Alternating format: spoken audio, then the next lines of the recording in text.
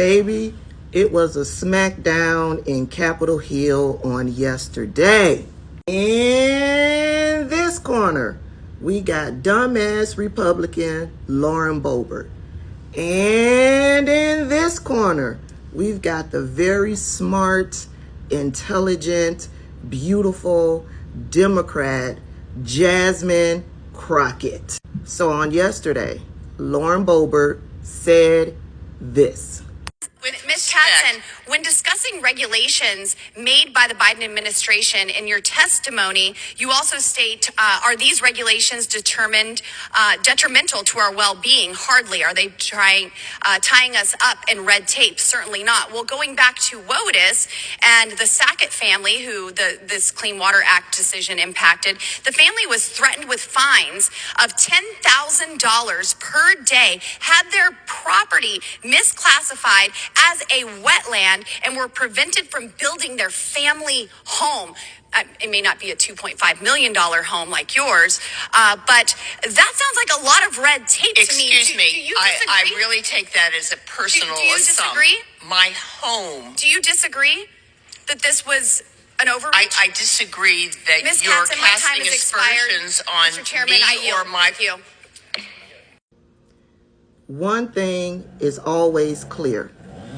The derelicts of the House of Representatives, Lauren Boebert and Marjorie Taylor Greene, they don't have truth to stand on. So they resort to attacks and jabs of witnesses that are coming forth to speak before these committees.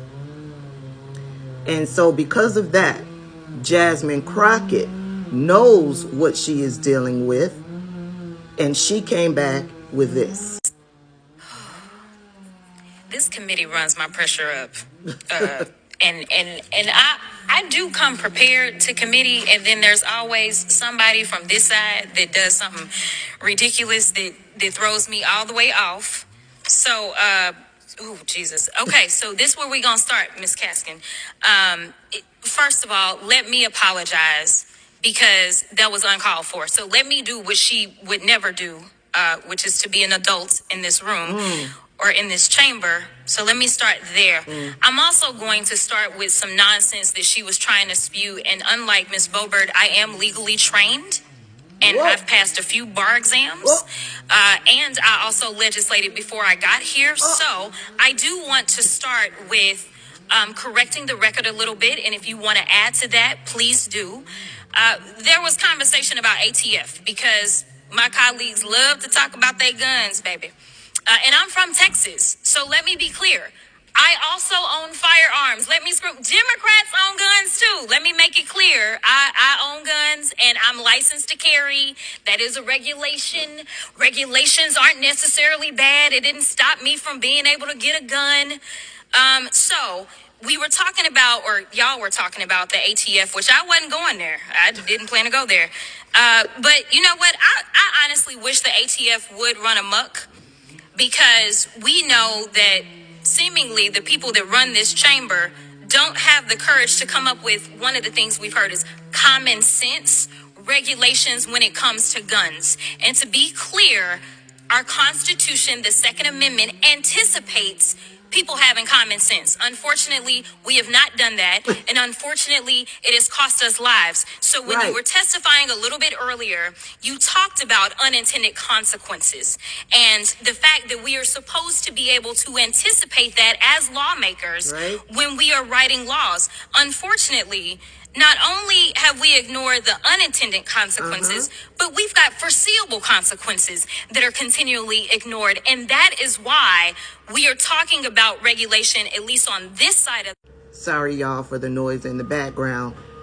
They're cutting trees down in my backyard. Let me tell you what's running Jasmine's pressure up. Jasmine, who is degreed, who is a barred attorney, who has experience in legislating. She has to sit on a committee alongside Lauren Boebert, who is inexperienced, uneducated, doesn't even hold a high school diploma. The highest that she went was a GED.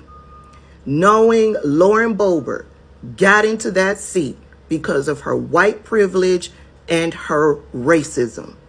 That's what's running Jasmine's pressure up. Jasmine's there to do business, to work for the people, while Lauren Boebert is all over the news, prancing around, making herself seem more than she is, and is nothing more than an obstructor. That's what's running Jasmine's pressure up. Honorable mention, Jamie Raskins. Mr. Chairman, could we just ask all of our good members to respect the civility and decorum and the integrity of the witnesses who've come forward at their own expense to testify before us today? And an insult is not a substitute for an argument. Sure isn't. The chair would advise the members to adhere to the House standard of decorum and proceed in order. An insult is not a substitute for an argument. That's all they got is insults, because they have no legitimate argument based on facts. Let me know your thoughts.